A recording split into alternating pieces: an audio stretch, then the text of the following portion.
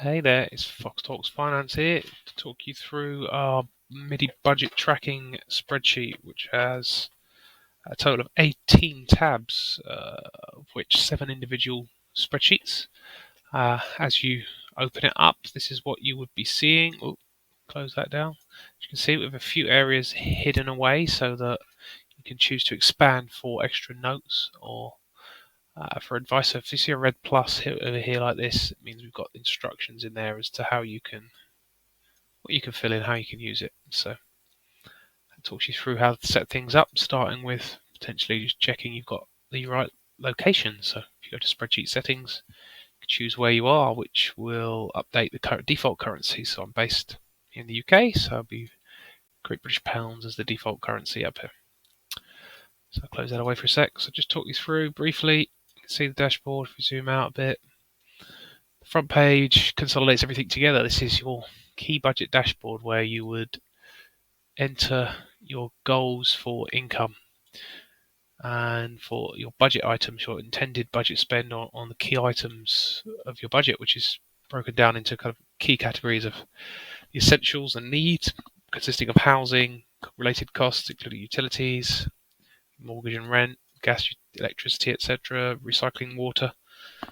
Essentials such as internet, phone, food, healthcare, childcare costs, anything you need, crucially. Transportation, costs related to cars, fuel, tolls, parking, public transportation, bus tickets, etc. Then we have your wants and luxuries. So this is the gym memberships, streaming services, fast food, luxury clothes, cleaning services, etc. that you want to plan and build into your budget, but you, if needed to, could potentially save and cut back on these if the need ever arose. Miscellaneous category covering things like birthday events, medical debt or payments one-off, taxis, Uber, Lyft, sort of services, and a section for debts. So if you have school loans, credit cards, medical debt, personal loans, etc.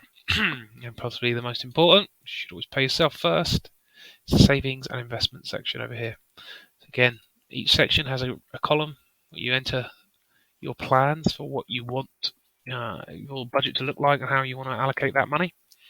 And then you have an actuals column, which is linked to your entries into the income tracker and the expenses tracker. And that gives you an average for the year to date that you've completed in the document. So it's down the bottom here, categorizes, and just a little bit of stats on your savings rates, etc. It showed the difference if you're under or over your targets. Up top, breakdown of your budget allocation of where you're planning your spending to go, and then a bar graph where you're spending it to go, showing the sections as bars.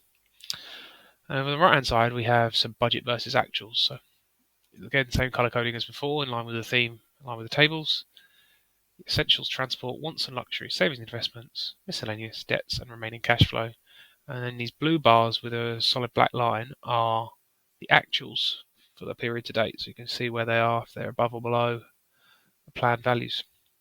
And there's two little pie charts here showing the budgets, again broken into key categories of needs, wants, savings, and the free cash flow left over. And this is the budget set by what's in the budget columns, and this is the actuals as I've kind of half filled it in here as an example, with quite a lot of free cash as it's not properly filled in. And then down the bottom here, your monthly income pulling in from the income that you've entered into the other tab, and likewise expenses. And these are broken down as a stack chart showing your active income earnings from selling your time for money, and then the subtotal of your residual income streams from passive residual investment affiliate type income streams that are happening in the background that you don't have to work actively for. And then again, monthly expenses broken down by those same categories of essentials, flexible, and savings and investments. Let's go to another income tab. Income tracker tab. This is to plan, this is to set your income for the year ahead. So what your each month you go through this and update your active income streams and your residual or passive income streams, and it totals up at the bottom and gives you a breakdown of where your active income came from and your passive income. And then the top right here showing what percentages of the total is residual.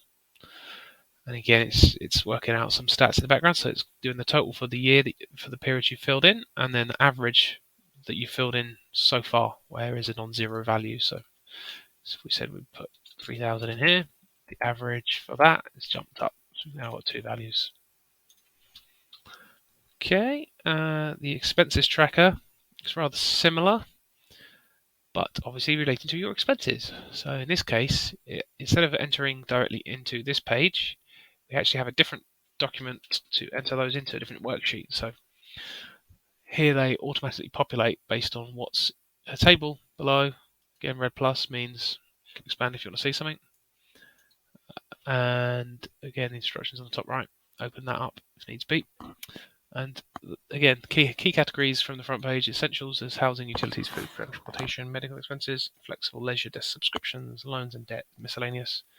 But loans and debts in the flexible, as you might have some flexibility in paying minimum payments versus trying to pay that down more aggressively, or it might be a fixed amortization. So you could choose whether you're flexibly reducing that amount or flexibly increasing to overpay quicker.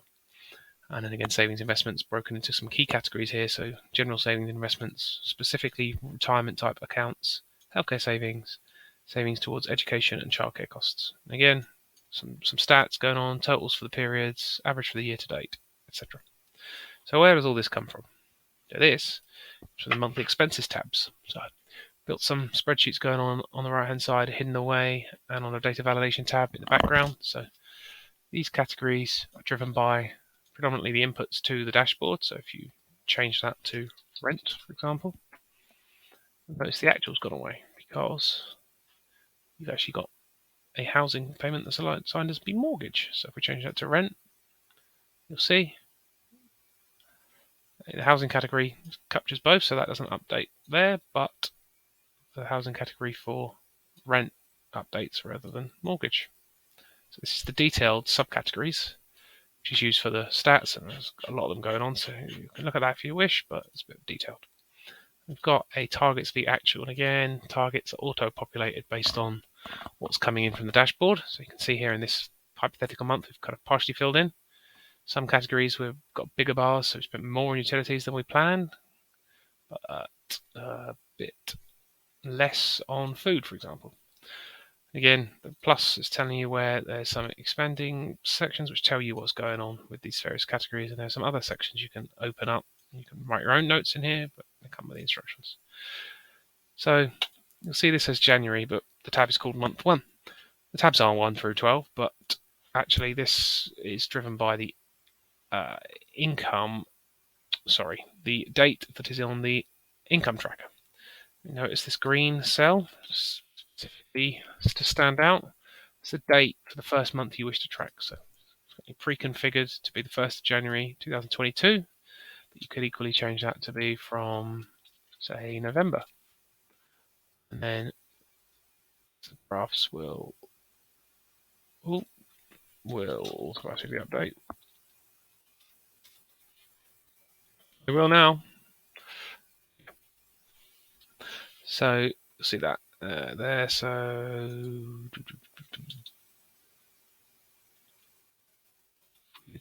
today's date. See them updating. So in addition to something I overlooked there, so that's the key budget stuff we've covered so far. But I'll do a second video to talk through some of the more advanced features.